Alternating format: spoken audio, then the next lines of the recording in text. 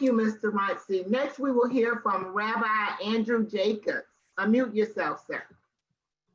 I want to thank you, Dr. Osgood, for the invitation to be a part of this tonight. I'm honored to be part of this panel of incredible leaders, some of whom I've known and worked with, and some of whom I look forward to getting to know more. I think the Imam spoke beautifully about being a spiritual leader in the community, and I too, as the rabbi at Ramat Shalom Synagogue, which is in the heart of Broward County, I've been there for 18 years. I responded to this atrocity from a very spiritual place, and I know that we're joined tonight by a lot of people who are familiar with what I call the Torah, what some call the Bible or the Old Testament. And one of the first things that I thought about was Leviticus 19, which says that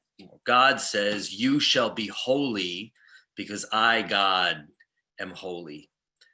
And what is it that makes us holy? What is it that makes us godly? What is it that makes us created in the image of God? And the answer lies, for me, in Genesis 2. And it's almost the same thing that the Imam so beautifully said before.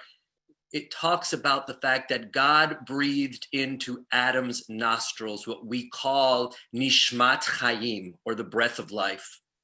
And Adam became, with that breath, a living soul. It's this breath, it's this gift from God that makes us holy. George Floyd couldn't breathe. His murderer took his breath away.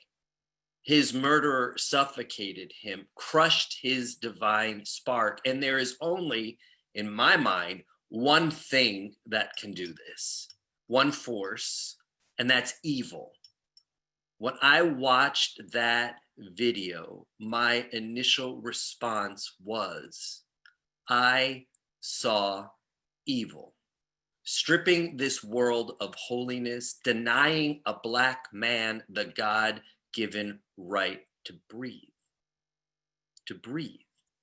To do that one thing that God gave us that makes us holy. Evil silenced George Floyd. And my response to seeing this evil, in addition to the outrage and the disgust, was this overwhelming feeling to act.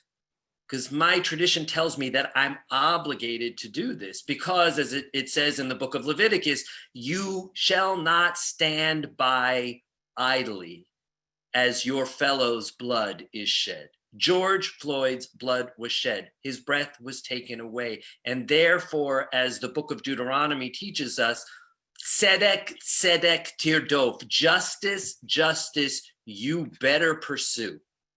And when I saw that evil, I felt so obligated to reach out and figure out how I can play a role in pursuing justice that is so long overdue. I called Dr. Osgood.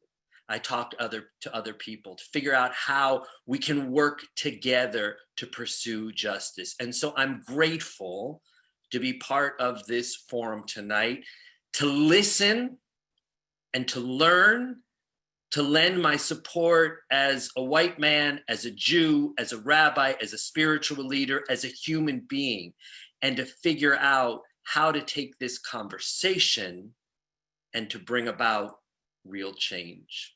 Thank you for letting me share that. Thank you, Rabbi Jacobs.